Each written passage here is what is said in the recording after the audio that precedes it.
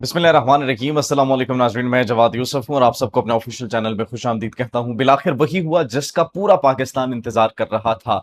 Israel ने पाकिस्तान को न सिर्फ एक खतरा डिक्लेयर किया है बल्कि पाकिस्तान पर हमलों का भी एक इशारा दे दिया है। और पूरी पाकिस्तानी कौम उस वक्त का इंतजार कर रही थी कि इजराइल की जानिब से हमला किया जाए, पाकिस्तान पर सिर्फ एक हमला किया जाए, एक मिसाइल दागा जाए, उसके बाद जो तिगनी का नाच नचाया जाएगा, उसके बाद जिस तरीके से इजराइल के लिए मुश्किलात खड़ी की जाएंगी, बल्कि अगर हम ये कहें कि वो माजी का हिस्सा बन जाएगा तो ये गलत नहीं होगा। नाज़रीन, ये खबर कहां से आई है, इस खबर में कितनी सदाकत है, वो आगे चलकर आपको बताएंगे। लेकिन एक इस्लामी मुल्क ने पूरी दुनिया के अंदर नाज़रीन इजराइल और इसके साथ साथ अमरीका, उनके इत्तेहादियों पर कयामत बर्पा कर दी है। इतना स्पाइन, इतना जिगरा अभी तक किसी इस्लामी मुल्क में देखने को नहीं मिला जितना ईरान ने दिखाया है। और ईरान ने नाजरीन रात को जो कर दिया है, सुबह की फिर रोशनी में जो उन्होंने किया, जिस तरीके से उन्होंने हमले किए हैं, और अब उन्होंने जो कहा था कि हम इनके एसिड्स को निशाना बनाएंगे, अब एसिड्स को निशाना बनाना शुरू कर दिया गया है। चुन चुनकर अमरीकी ऑफिसेस जहां पर मौजूद हैं उनको निशाना बनाया जा रहा है, अमरीकी कॉम्प्लेक्स को निशाना बनाया जा रहा है। इसके साथ साथ जो अमेरिका के इकोनॉमिकल एसेट्स हैं अब उनको भी निशाना बनाया गया है। अमेजॉन के दफ्तर तक को निशाना बनाया है। 100 से जायद खुद अमेरिका ने इस बात की तस्दीक की है। हमने आपको कल ये फिगर दिया था कि 400 से जायद अमरीकी, इसमें ये जो अभी दोबारा जंग शुरू हुई है, इसमें अमरीकी फौजी जख्मी हो चुके हैं और दर्जनों की तादाद में हलाक हो चुके हैं। लेकिन अब अमरीका की जानिब से वो 400 तो नहीं, खैर 100 से जायद का फिगर एक्सेप्ट कर लिया गया है। खुद इस बात की तस्दीक की है। मजीद क्या सरप्राइजेस दिए हैं नाजरीन, वो आपके साथ हम शेयर करेंगे। ऑन दी अदर हैंड, चीन और अमेरिका एक दूसरे के मद्दे मुकाबिल आ चुके हैं। चीन ने अमेरिका को न सिर्फ खरी खरी सुनाई है बल्कि एक चैलेंज दिया है, एक वार्निंग दी है कि अगर तुम्हारे अंदर हिम्मत है तो ये जो तुम जबरदस्ती इंप्लीमेंटेशन करने की कोशिश कर रहे हो, जरा आओ ये कर दिखाओ, फिर देखो तुम्हारा क्या हाल होता है। किस बात पर यह हार्ड रिस्पॉन्स आया है, किस बात पर चीन की जानिब से धमकी दी गई है, वो डिटेल्स भी नाज़रीन आपके साथ हम शेयर करेंगे। On the other hand, Pakistan भी बड़ा एक इंपॉर्टेंट रोल प्ले कर रहा है वंस अगेन।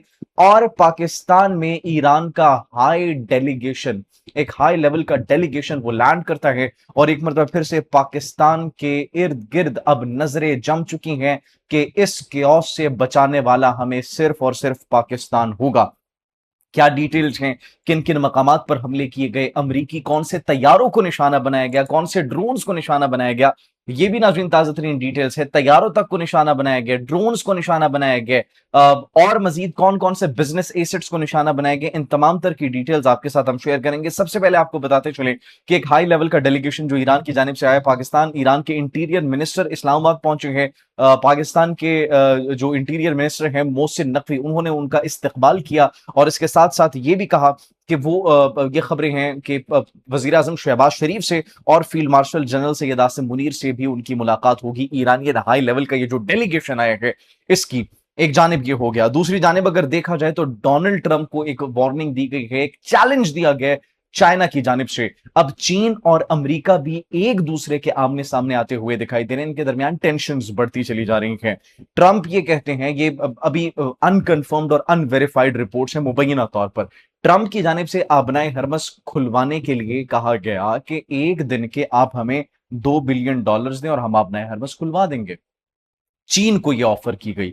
चीन ने इस ऑफर को न सिर्फ रिजेक्ट किया बल्कि चीन ने कहा कि आबनाए हरमस इस जंग से पहले खुली हुई थी, हमें कोई जरूरत नहीं आबनाए हरमस खुलवाने की। आबनाए हरमस बंद हुई है वो सिर्फ और सिर्फ तुम्हारे इलीगल एक्शंस की वजह से बंद हुई है। तुमने एक ग्लोबल क्राइसिस को जन्म दिया है, तुम्हारी वजह से ये क्यास बर्पा हुआ है, लिहाजा हमसे कोई ऐसी ऑफर और कोई ऐसी डील एक्सपेक्ट ना करो। तो ये एक वाज़ेह तौर पर पैगाम दे दिया गया। नाज़रीन, सबसे बड़ी खबर की तरफ आते हैं। फिर ईरान और अमेरिका के माबैन जंग के 10वें रोज जो जो कार्रवाइयां की गई उस पर भी बात करेंगे। इसराइल ने नाज़रीन ये कहा जा रहा है for the first time Pakistani areas को हाईलाइट किया है और उनको अटैक करने की इस वक्त बात की जा रही है और उनको थ्रेट के तौर पर डिक्लेयर कर दिया है कि पाकिस्तानी ये इलाके हैं, ये पाकिस्तान है, इनसे हमें खतरा है, लिहाजा इनके ऊपर हमें हमला करना चाहिए। पूरा पाकिस्तान इंतजार कर रहा है। Trust me, mark my words, एक मिसाइल, एक ड्रोन भेजें, उसके बाद देखते हैं कि आपके साथ क्या होता है। हम सिर्फ देखेंगे।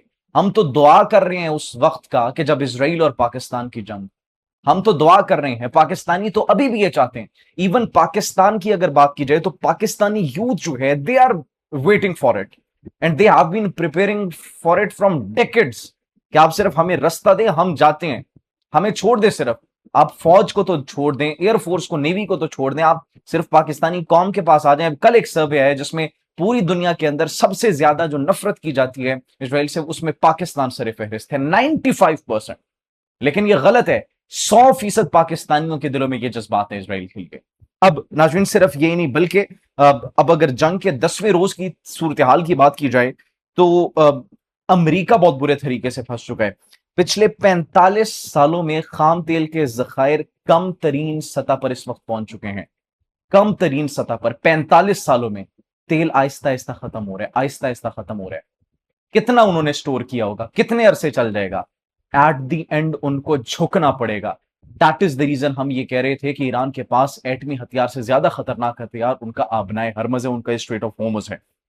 पेंटागन की जानिब से तस्दीक की गई, फिर हमने आपको 400 से ज्यादा फौजियों को बताया था। पेंटागन ये कह रहे हैं कि 2 हफ्तों से जारी जो जंग है उसमें तकरीबन 100 से ज्यादा फौजी ये जख्मी हो चुके हैं।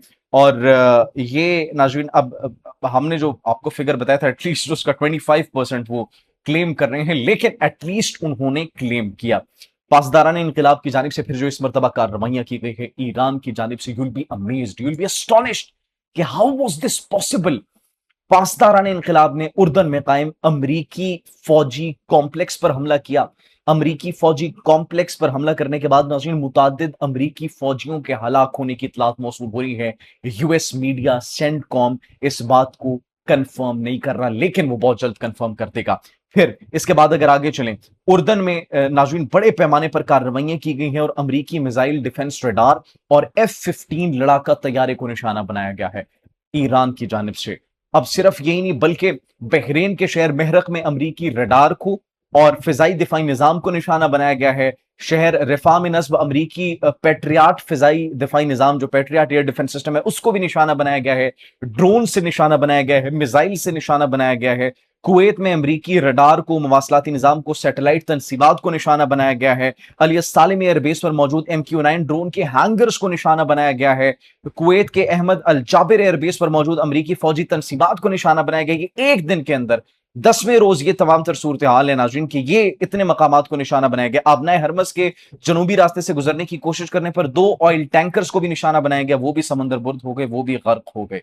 सिर्फ ये नहीं नाज़रीन बल्कि बहरीन में अमरीकी कंपनी अमेजॉन के डेटा सेंटर को भी निशाना बनाने की इतलात मौसूल हो रही हैं। अब ईरान ने स्ट्रेटेजिक एसेट्स को निशाना बनाना शुरू कर दिया है, इकोनॉमिकल एसेट्स को निशाना बनाना शुरू कर दिया है। And that is what they were saying कि अब अगर जंग होती है, पहले भी उन्होंने कहा था कि हम अमरीकी बैंक्स को, उनके बिजनेस एसेट्स को मशरिक वस्ता के अंदर चुन चुन कर निशाना बनाएंगे, और ये अभी हमें देखने को मिल रहा है। ईरानी फौज का नाज़रीन कुवैत के अरीफजान अड्डे पर भी निशाना बनाने की इतलात मौसूल हो रही है, उसको भी ड्रोन्स और मिसाइल से निशाना बनाया गया। ये एज ऑफ नाउ तमाम तर डिटेल्स हैं जो कि इस वक्त मौसूल हो रही हैं। अब ईरान रुक नहीं रहा, ईरान झुक नहीं रहा, और जैसा हमने आपको बताया कि ईरान ने यह साबित कर दिया है कि what they are made of and what they are capable of. जबरदस्ती उन्होंने कहा कि आप हमें झुका नहीं सकते। अब यह जंग तभी खत्म होगी जब अमेरिका अपनी शिकस्त को तस्लीम करेगा, और जितना नुकसान हमें पहुंचे हम उतना नुकसान अमेरिका को जब तक नहीं पहुंचा देते तब तक हम रुकने वाले नहीं हैं, हम झुकने वाले नहीं हैं। हम डट कर मुकाबला करेंगे और इनकी ईंट से ईंट बजा देंगे। नाज़रीन ये अभी इस वक्त डिटेल्स मौसूल हो रही हैं, जैसे ही कोई मजीद डिटेल्स मौसूल होती हैं ईरानी फौज रिटालिएट कर रही है, अमेरिका परेशान है, तेल के एसेट्स खत्म हो चुके हैं, तो अमेरिका को अब कोई ना कोई बैक स्टेप लेना पड़ेगा, अदरवाइज उनके लिए सर्वाइवल बहुत मुश्किल हो जाएगा। आप इस हवाले से क्या सोचते हैं? कमेंट सेक्शन में अपनी कीमती राय से जरूर आगाह कीजिएगा। मुझे इजाजत दीजिए। अल्लाह निगहबान।